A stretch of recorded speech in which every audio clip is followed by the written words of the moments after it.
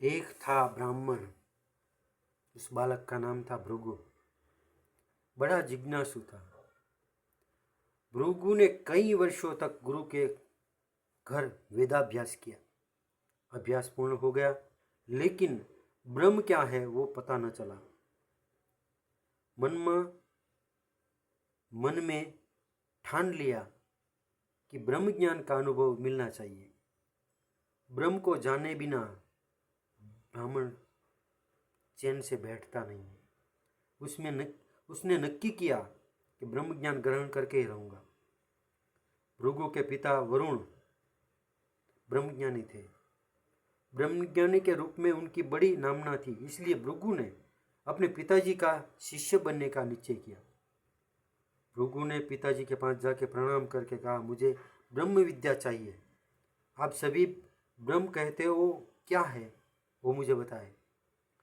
पुत्र को ब्रह्म ज्ञान की लगनी देख के पिता को आनंद हुआ और कहा, बेटा तू ही ढूंढ निकाल वो क्या है। भृगु ने कहा, मैं कैसे और कौन सी रीत से ढूंढूं? वो बिना गुरु मुझे ये ज्ञान कौन देगा। पिता वरुण ने कहा, बेटा जहाँ से सभी जीव सृष्टि उत्पन्न होती है, जिससे सहारे जीती है, आखिर में जिसमें लय हो जाती है, वो ब्रह्म है। जा उन्हें तू तब से ढूंढ निकाल। भृगु बुद्धिशाली लड़का था। उन्होंने तपस्या शुरू की। जो चीज़ देखे उसे पूछता, तुम ब्रह्म हो? क्या तुम सभी ब्रह्म की उत्पत्ति, स्थिति और लय का करता हो? ऐसे सोचते सोचते उसने अपनी लगनी पूरी सभी जीव सृष्टि में लगा दी। और अन्न में से उत्पन्न होती है, अन्न से जीती है, आखिर में अन्न में ही लय होती है, इसलिए लगता है कि अन्न ही ब्रह्म है। फिर भी उन्हें मन को शांति नहीं मिली। उन्हें लगा कि नक्की कहीं मेरी भूल हो रही है, पर कहाँ भूल हो रही है वो पता न चला। पिताजी के पास जाके कहा, क्या सही में अन्न ही ब्रह्म है? पिताजी ने देखा कि पुत्र सोचने में आगे बढ़ रहा है, इसलिए कहा कि बेटा और तप कर, तब से ही तू ब्रह्म को जान सकेगा। तप ही ब्रह्म है। भृगु ने फिर तप करने का शुरू किया। रात दिन चिंतन में लगने रहे। वाणी, मन और प्राण को संयम में रख के लंबे समय तक तप किया। तब उन्हें लगा कि सभी जीव सृष्टि प्राण में से ही उत्पन्न हो रही है, तो प्राण में से जीते हैं, आखिर प्राण में ही लय होते हैं, तो प्राण ही ब्रह्म है। फिर भी उन्हें मन को शांति नहीं मिली। वो पिताजी के पास गया और कहा, सही में प्राण ही ब्रह्म है? इस बार भी पिताजी ने कहा, बेटा तप कर, तब से ही तू ब्रह्म को जान सकेगा। तप ही ब्रह्म है। भृगु ने फिर तप करने लगा। धीरे धीरे भृगु की अंतर्दृष्टि खुलने लगी। धीरे धीरे भृगु की अंतर्दृष्टि खुलने लगी और अन्न के पीछे प्राण और प्राण के पीछे मन की शक्ति का दर्शन हुआ। अन्न के पीछे प्राण और प्राण के पीछे मन की शक्ति का दर्शन हुआ। उसने लगा कि ये जीव सृष्टि मन में ही उत्पन्न हो रही है और मन से ही जीते हैं, आखिर में मन में ही लय होती है, मन ही ब्रह्म है। फिर भी उन्हें मन को शांति नहीं मिली। फिर उसने पिताजी के पास जाके बोला, क्या मन ही ब्रह्म है? पिताजी समझ गए कि पुत्र धीरे धीरे एक एक पगथी पार कर रहा है और जल्दी ही पहुंच जाएगा। उनकी जिज्ञासा का अंत नहीं लगता। जैसे जैसे ज़्यादा तपस्या करता है, वैसे ब्रह्म को मिलने की व्याकुलता बढ़ती जाती है। जिसमें ऐसी जिज्ञासा और व्याकुलता होती है, उन्हें ही सत्य का दर्शन होता है। वरुण ने कहा, बेटा तू तप कर, तब से ही ब्रह्म जान सकेगा। तप ही ब्रह्म है। भृगु निराश नहीं हुआ।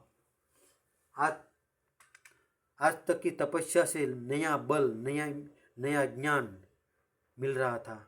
ब्रह्म को पाने की श्रद्धा ज़्यादा बलवत्तर होती है। उसने ज़्यादा कठोर तपस्या शुरू की। तपस्या जैसे जैसे कठोर, वैसे आनंद ज़्यादा और अपना तेज बढ़ता था। भृगु ने अंतर में ही गहराई में उतरने लगा। भृगु अंतर की गहराई में उतरने लगा। तब ध्यान में अपना शरीर, मन, प्राण, वाणी सब डूब गया, सब एकाकार लगने लगा। भृगु को मन की पीछे एक नई चेतना, बुद्धि का प्रकाश दिखने लगा। वो बोल उठा, यही ब्रह्म है, ये ब्रह्म बुद्धि सत्व ही ब्रह्म है, ये ही विज्ञान है। सभी जीव सृष्टि विज्ञान में ही उत्पन्न होती है, विज्ञान से ही जीती है और विज्ञान में ही लय होती है। विज्ञान ही ब्रह्म है। उनकी तपस्या से निर्मल बने, चित्त में आनंद का अनुभव हुआ। फिर भी उन्हें जितनी शांति मिलनी चाहिए उतनी नहीं मिली। उन्हें लगा कि कुछ अधूरा है, कुछ और बाकी है, पर क्या बाकी है, क्या अधूरा है, वो समझ में नहीं आ रहा। पिताजी के पास दौड़ गया और बोला, क्या विज्ञान ही ब्रह्म है? पिताजी वरुण ने देखा कि पुत्र के मुख पर तपस्या का दिव्य तेज चमक रहा है। उनका मन, चित्त तब से निर्मल बन गया था। अब उपदेश से ब्रह्म ज्ञान देना आसान रहेगा, पर उन्होंने ऐसा नहीं किया। दान के रूप में मिला ज्ञान चित्त में गहराई तक अपना जड़ मजबूत नहीं कर सकता।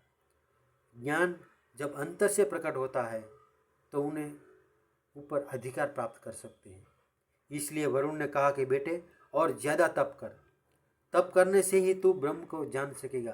तप ही ब्रह्म है। ये सुन के भृगु निराश नहीं हुआ। अब तक के अनुभव से पता चल गया था कि पिताजी के उपदेश से उनकी बताई बातों को मान के मैं धीरे धीरे प्रगति कर रहा हूँ। अपनी अंदर हो रही नई शक्ति प्रकट हो रही है, वो उसका अनुभव कर रहा हूँ। उससे उसका भय और संशय नाश हुआ। उनमें ब्रह्म साधना की अद्भुत निष्ठा जाग उठी थी। पिताजी का उपदेश सुन के मन में बोला, मैं और तप करूँगा, मैं और तप करूँगा। मैं तप करने में थकने वाला नहीं हूँ। ब्रह्म प्राप्ति के लिए बिना मैं शांति से बैठने वाला नहीं हूँ। भृगु ने बहुत तप साधना, ध्यान योग किया, बुद्धि सत्व के पार पहुँच गया। ऐसे करते करते उनका पूरा अस्तित्व आनंद से भर गया। वो बोल उठा, सभी जीव सृष्टि आनंद में ही उत्पन्न होती है और आनंद में ही जीते हैं और आखिर में आनंद में ही लय होती है। आनंद ही ब्रह्म है। उनका पूरा हृदय आकाश अंतर अपूर्व प्रकाश से प्रकाशित हो गया। उनके सभी संचय दूर हो गए, सभी उठने वाले तरंग शांत हो गए। उनके मन चित्त को अद्भुत शांति मिली। उन्हें परम तृप्ति का अनुभव हुआ। तपस्या से भृगु को ज्ञान हुआ। ब्रह्म का वो ज्योतिर्मय आनंद रूप का दर्शन हुआ। श्रद्धावान तपस्वी साधक को सच्ची तपस्या ही गुरु है, तपस्या ही मार्गदर्शक है। ब्रह्म की खुद तपस्वी साधक को अपनी ओर पहुंचने का रास्ता दिखाता है। ब्रह्म ही खुद तपस्वी साधक को अपनी ओर खींचने का रास्ता दिखाते हैं, वहाँ तक ले जाते हैं, साधक के सामने प्रकट होते हैं। इसलिए तो बाल भृगु को उनके पिताजी वरुण ने कहा कि तप ही ब्रह्म है। तपो द्वंद्व सहनम। हमारे इन चरित्र की सफर में जो सत्य घटना है, उनमें सभी पात्र के कोई न कोई रीत से तप साधना, ध्यान योग किया है और ब्रह्म को अपने पास आने के लिए विवश कहते हैं। इस चरित्र की सफर को बराबर सुने। स्पिरिचुअल स्पार्क में अस्तु।